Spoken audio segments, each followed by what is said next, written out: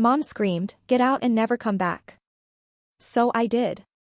Weeks later, Dad asked why I stopped paying the mortgage. My reply shut them down completely. The phone buzzed again. Once more, my old iPhone slid slightly across the wooden table as if trying to escape. The screen kept lighting up with names I knew by heart. Mom, Dad, Ethan, the same three, looping like a recurring nightmare. 6 months ago, I walked away from that house in the suburbs of Tulsa. No shouting, no tears. I just left quietly after my mother screamed the final words. "You ungrateful brat, get out and don't come back." I turned my back as she said it, not because I wanted to appear noble. I was simply too drained to respond. After years of living like a shadow, I had no energy left to argue. I was curled up in a creaky chair inside a one-bedroom apartment in North Oklahoma City. Every corner of the place bore a weary hue, but at least it was mine. No one waited behind the door with a phone bill or a cold accusation. Just the soft creak of the ceiling fan and lazy sunlight slipping through the curtains. The phone lit up again. Mom, for the 5th time, a text popped up even before the ringtone. "Naomi, if you still care about this family, even a little, please pick up. Ethan is overwhelmed." I pressed my lips together, swiping across the screen without unlocking it. I'd heard that phrase too many times. He's struggling. He needs you.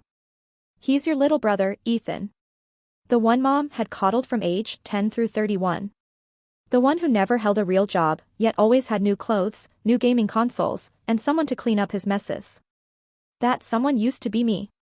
I used to work 60 hours a week at the insurance firm, then come home to change light bulbs, cook dinner, and cover the electric bill. I used to be the good daughter, the one holding the family above water with her own blood and sleep-deprived nights. I once believed that if I just tried a little harder, they'd finally see me. I was wrong. I flipped the phone to silent mode, then placed it face down. The echo of its vibration still buzzed in my skull, like a curse that hadn't quite worn off. But it was okay. I'd learned how to keep it from cutting into my chest. I'd learned how to sit still and let them panic. The day I left, the sky was clear. No rain, no thunder to foreshadow anything. I packed a few outfits, my laptop, and an old teddy bear into a rolling suitcase and locked the door behind me with the finality of a period at the end of a sentence. They told me I wasn't welcome back, and I respected that entirely. What they didn't expect was that I would actually disappear. Mom still sends weekly emails. Dad drops the occasional line like, "You shouldn't let your emotions rule you." Ethan, not once has he apologized, but yesterday he finally tested. "I can't believe you left Mom and Dad like this. The whole family is suffering because of you. Suffering because of me because I stopped paying their water bill and mortgage." I leaned back, feeling the sore pressure along my spine from the worn but steady chair. I took a long, steady breath and realized the silence no longer scared me like it used to. It was clarity proof that I existed outside their control. Every phone buzz was a scar reminder, not of guilt, but of the freedom I had fought for. The past 6 months, I hadn't answered, not out of cruelty, because I had to retrain myself not to react to cries for help that weren't real. I had gotten used to being forgotten, but the feeling of being taken for granted, like the bathroom light or the Wi-Fi, was something I didn't learn to name until much later. When I was 11, I remember the exact day Ethan scratched Dad's pickup truck. It was a Ford F-150 that he always called my third child. Ethan reversed without opening the garage door, fully leaving a long gash like a claw mark across the gray paint. Mom found it first. She gasped loudly, then silence. A minute later, she turned to me and asked, "Naomi, did you touch the truck?" I froze. I had been at school at the time. I had a math test that morning and didn't even come home for lunch, but I was still the one questioned. Ethan sat at the kitchen table with a slice of cold pizza, quiet like it had nothing to do with him. And honestly, it never did. Favoritism in our house didn't show up like a storm. It crept in like mold, slow, quiet, sinking into every brick and crevice. Some things you only realize once they've already taken over your breath. I was never called smart or someone to be proud of. What I did. Straight A's on our Roll State Math Awards was just the bare minimum someone like you should achieve. Meanwhile, Ethan got thunderous applause just for attending all his classes for a week. I worked as a waitress at a steakhouse in Norman for 3 years during college. Every night I'd get off around 10 hands aching from carrying hot trays. Still rushing back to my rental to study for the CPA exams. Ethan majored in recreational sports and dropped out midway. Mom said it's just not his learning style. I remember once I had a fever of 103 and still had to drive myself to the hospital because no one had time to take me. But when Ethan had a mild stomach ache from eating too many fries, Mom called an ambulance. Both Mom and Dad showed up at the while I got a text. There's instant noodles at home. I won't be back in time. When I got my first full-time job at the insurance company 6 years ago, I called home to share the news. My dad said, "Good. Don't forget to keep up with your health insurance payments." But when Ethan was invited to a weekend woodworking class, the entire family posted about it on Facebook like he just landed a full ride to Harvard. I used to believe that if I did everything right, things would balance out. I thought if I just stayed out of trouble, proved my worth, they would finally see me as a real part of the family, not just a shadow cast by the son they truly cared about.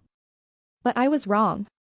One night, I came home after a long shift, back aching, neck stiff as stone. I walked into the living room and saw Mom curled up on the couch with Ethan flipping through a photo album. The only picture of me was tucked between pages faded, overexposed, and uncaptioned. Meanwhile, Ethan had 3 whole spreads labeled our angel's childhood. I stood there for a long moment, waiting for someone to notice me. No one turned around. No one spoke. No one asked if I'd eaten. I went to my room, shut the door, and that was the first night I dreamed of running. Not running away, running towards something. I had spent nearly 30 years in a house I thought was a shelter. Only to realize I had never truly been welcome. Not as a daughter, just as a tool, the one who carried the weight, filled in the gaps, and was always responsible so others could afford to fall apart. The older I got, the more I realized every compliment they gave Ethan was a slap in the face to my effort. They didn't need me to shine. They just needed me to stay quiet, not ask for anything, not set boundaries. As long as I kept paying for a family built on sweet lies and suffocating expectations, I still remember the exact moment things started to go off track. It was in February, 1 week before the year-end tax deadline. I was working overtime at the office, just finishing 40 hours in 3 consecutive days. When I left my desk, the screen clock showed 11:45 p.m. The street lights reflecting off my car windows gave me a splitting headache. I still had to go home and finish a financial forecast report for a client. Mom called just as I was opening the car door. "Naomi, I'm sorry to bother you, but the gas bill this month came out to nearly $190. Your dad forgot to pay it. Can you handle it for me?" I froze mid-motion, my work badge still hanging around my neck. Before I could say anything, she added, "Touch this once. I'll pay you back tomorrow." How many times had I heard that line before, Dill? Her voice made me soften. I transferred the money right there in the parking lot, then drove home like it was no big deal. That was just the beginning. The next week, it was the electric bill, then water, then internet. At first, Mom always said, just a short-term advance. "I'll repay you tomorrow." Gradually, that turned into families supposed to help each other. And Dad Naomi's got it. No one asked if I had the money. No one apologized for calling me late at night. I was the kid with a monthly paycheck, so I was expected to shoulder it. A month later, Ethan lost his credit due to missing payments on a graphic design laptop. Mom called me during a meeting. "Sweetheart, Ethan is in a tough spot. He's really trying, but no one's helping him. Can you co-sign and get a replacement? It's just an old laptop, maybe $950. I'll pay you back gradually." I knew what that gradually meant. But I still said yes. Because back then, I didn't fully understand that when love gets exploited, it stops being love. Within 3 months, I was covering most of the household's monthly bills around $1,200 a month. I wired money through my banking app. So often I had to set up automatic reminders. Some months when I gently said I needed to keep some money for myself. Mom sighed. "I didn't think you'd be so calculating. Our family is going through a hard time."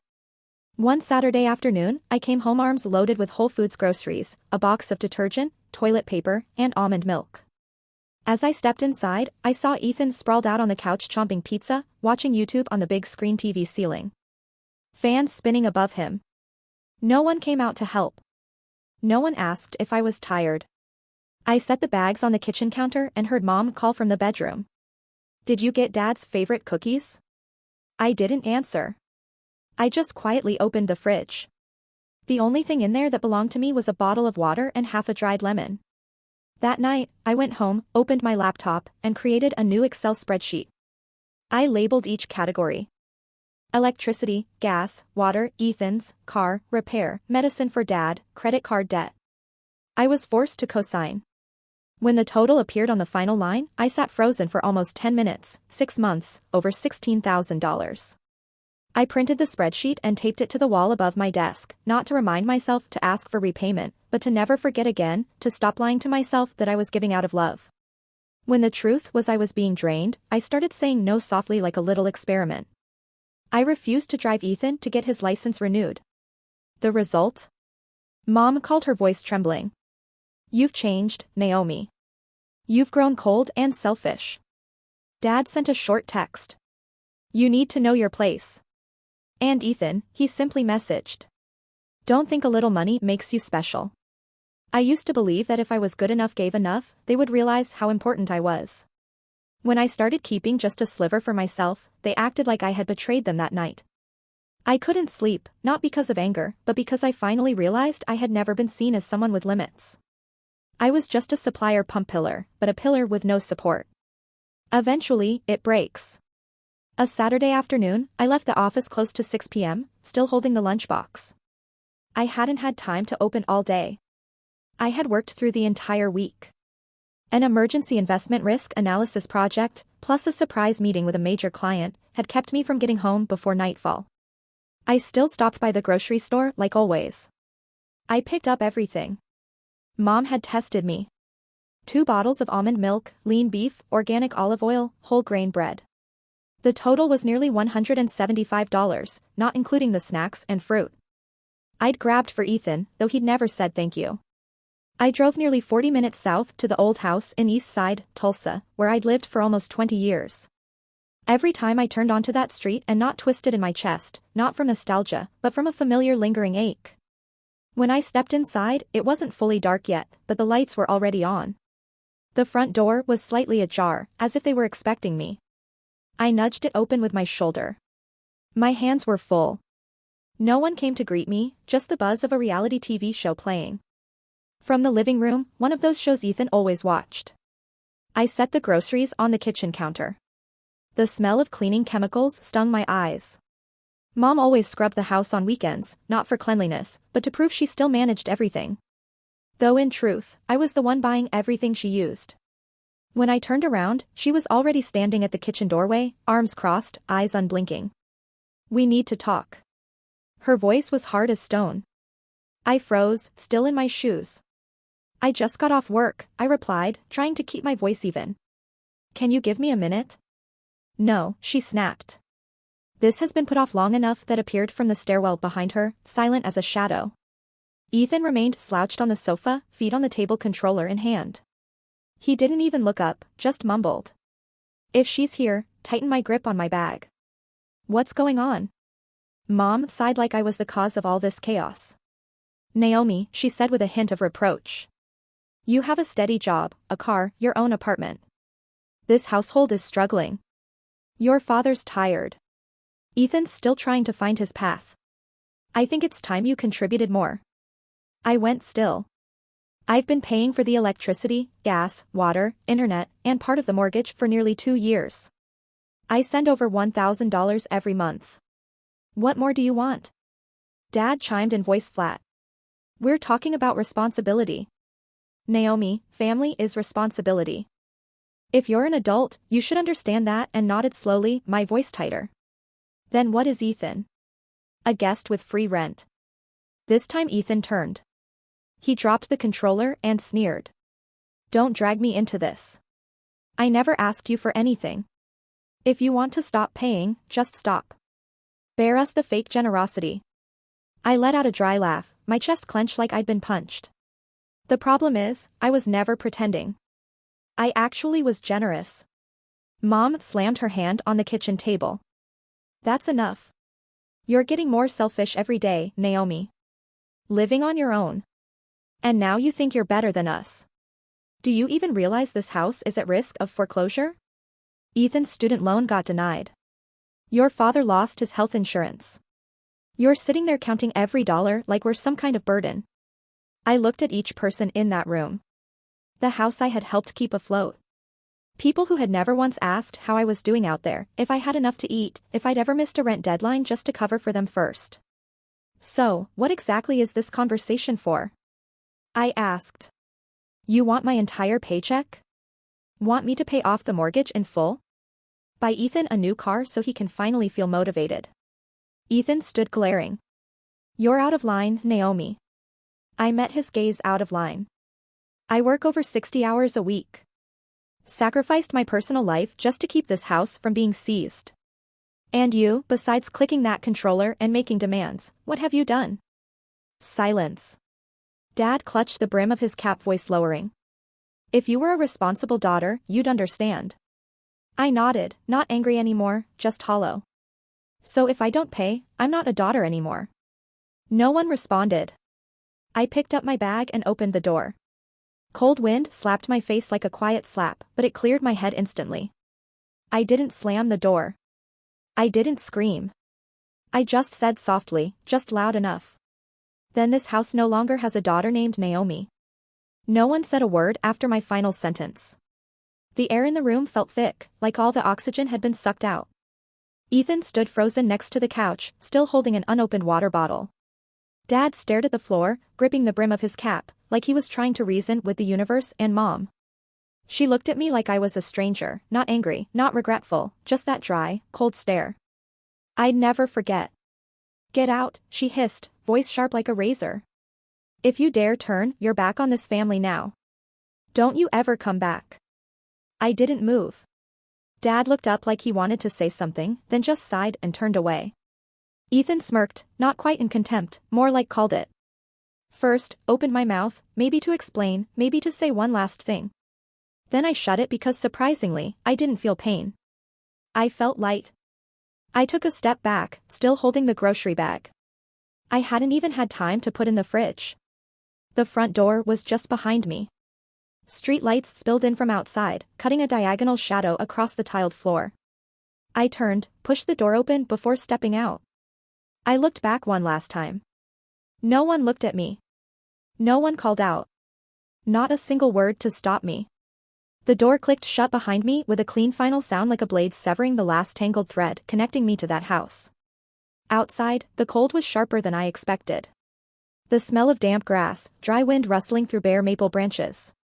I walked slowly to the car, set the bag on the passenger seat, and got behind the wheel. I didn't start the engine. I just sat there, both hands on the steering wheel, staring straight ahead. No tears, no shaking, no regret. I had always imagined I'd cry like a child when this moment came. But no, what I felt was an emptiness that felt like release. Not lonely emptiness, just enough space to finally breathe. I drove out of that neighborhood slower than usual. As each street lamp passed, like a line break in a sentence, I knew a chapter of my life had ended, not with fireworks, but with irreversible silence. On the way back to my apartment, I didn't play music. I didn't call anyone, just the sound of tires rolling steadily across pavement. A strange but soothing feeling. No one waiting on me, no one expecting a receipt, no one asking for just one more little thing. By the time I got home, clock read close to 8 p.m. Carried the bags up to my second-floor apartment, small, warm, softly lit with pale yellow light, and the faint scent of lavender oil still lingering. I placed the bags on the kitchen counter, slipped off my shoes, hung up my coat. Every motion was slow, strangely peaceful, like I had just stepped out of a storm. I didn't realize I'd been trapped in for years. It wasn't until I poured a glass of water and sat down on the couch that I started to shake. Not from fear, but because my body had finally relaxed after so many years spent on high alert. I looked around the room. Everything was old. Garage sale, table, faded fabric, couch, a monster in the corner, just sprouting a new leaf after 2 months of neglect. But this was my space. No criticism, no guilt, no stares that demanded. I somehow hold it together. Just one more time, I opened my laptop and pulled up my budget spreadsheet. Total column read $19,840.17. That's how much I had given since January. No reimbursements, no promises kept. I scrolled to the bottom, added a final line, final expense, freedom, cost, priceless. Then I closed it. I didn't need to see it again. That night I slept 8 full hours. No dreams, no waking up to late night texts from Ethan. Just the soft of the ceiling fan and the steady rhythm of my heart.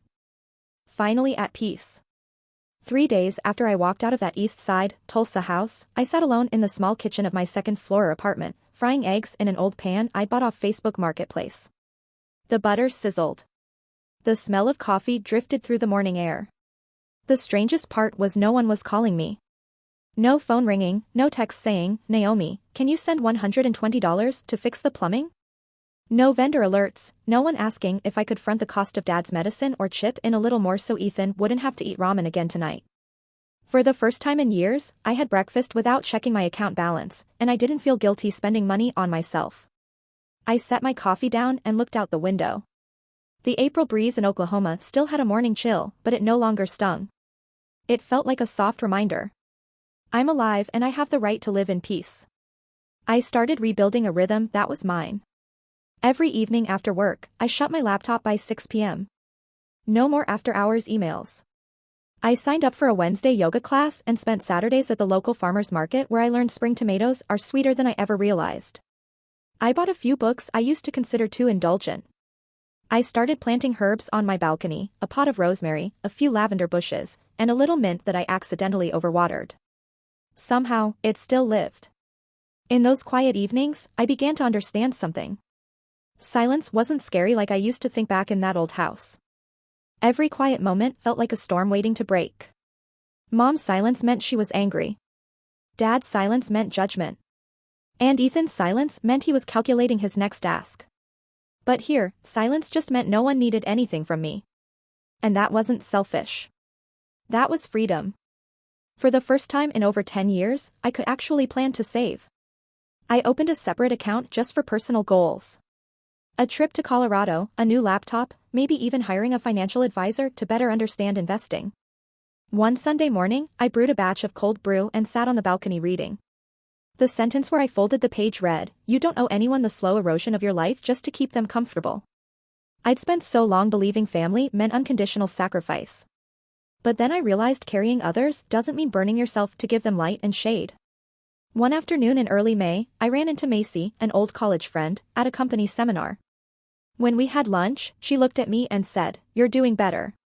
Aren't you look like the Naomi from freshman year, only stronger?" I just smiled. No stories needed.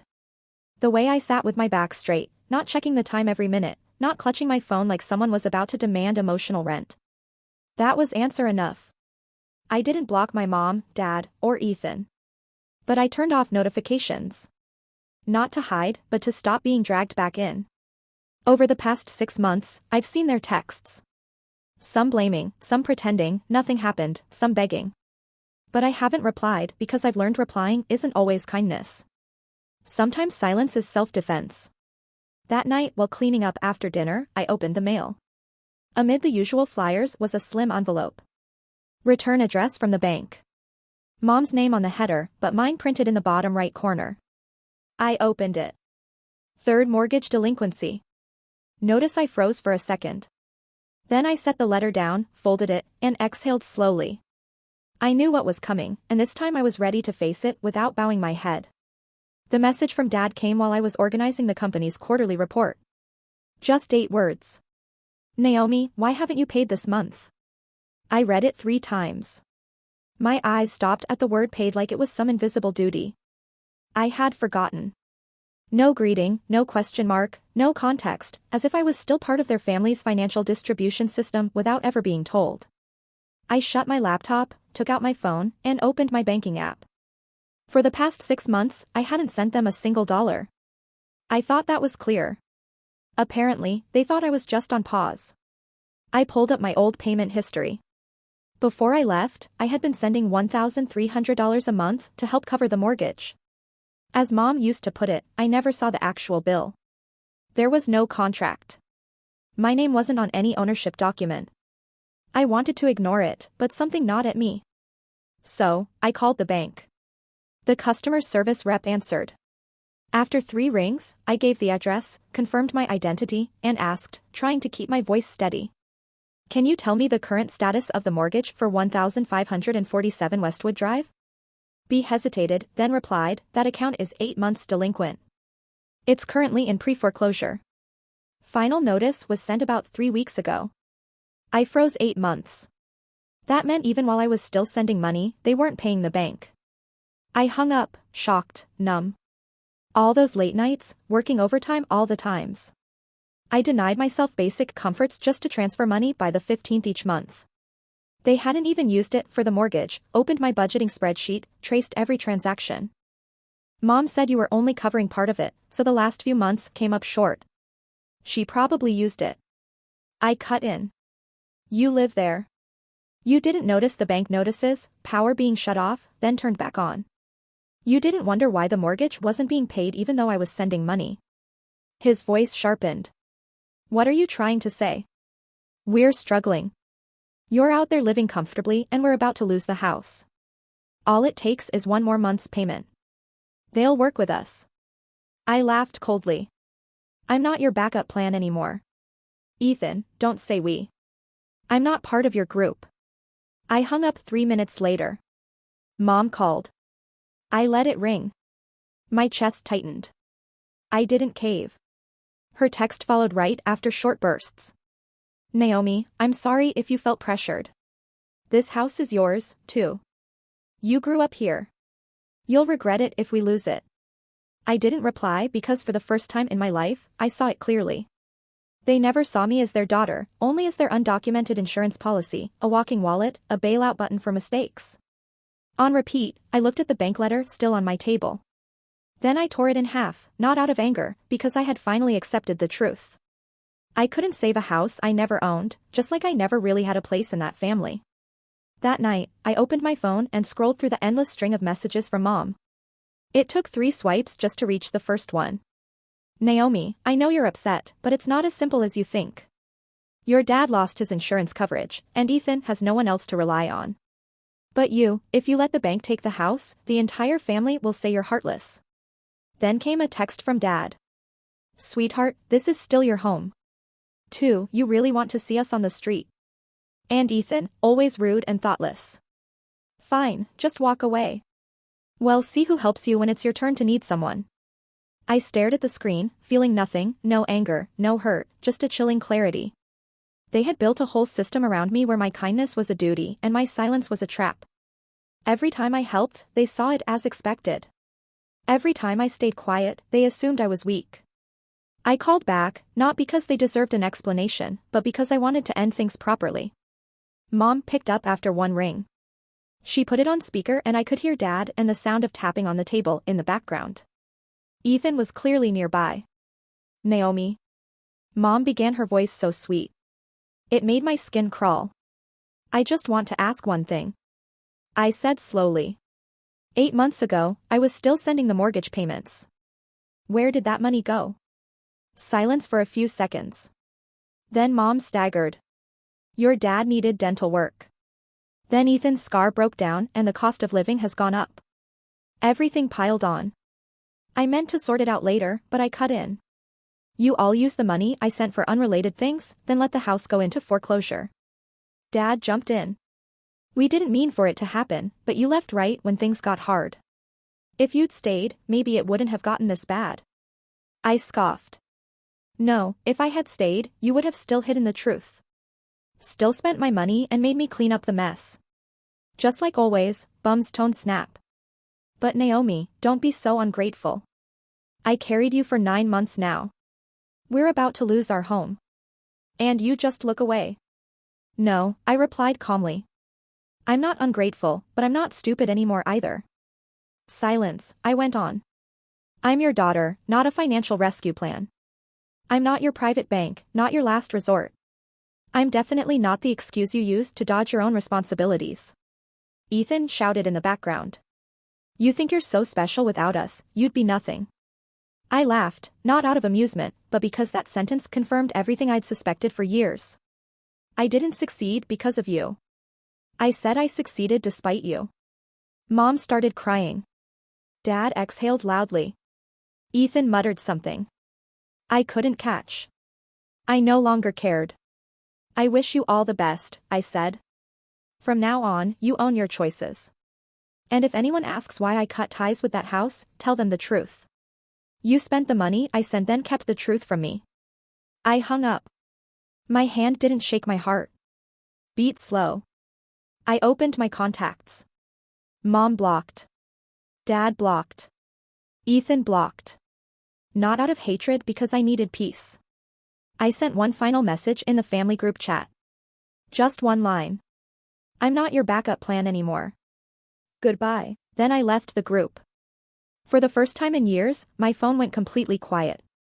No guilt-laced texts, no midnight calls, no repeated rings like alarms warning me I'd done something wrong. I sat on the sofa and poured myself a cup of peppermint tea. Outside the window, the sun had just dipped below the horizon, leaving a streak of orange across the sky. I leaned back against the cushion, eyes closed, feeling empty yet full in the strangest way. I didn't know how they'd get by now. Who they'd find to shoulder the blame. What story they'd spin for relatives, neighbors, and friends. I only knew one thing. I was no longer the ending to that story. Naomi's story is a powerful reminder that sometimes family doesn't come with respect. Cutting ties with toxic relationships, even those labeled family, isn't selfish. It's a brave act of self-preservation. In real life, many people are silently carrying burdens, sacrificing themselves out of obligation. But real love never demands. You give up your identity or your peace. You have every right to say enough. What do you think about Naomi's decision? What would you do in her shoes? Share your thoughts in the comments. And don't forget to follow the channel for more powerful real-life stories about family boundaries and self-worth.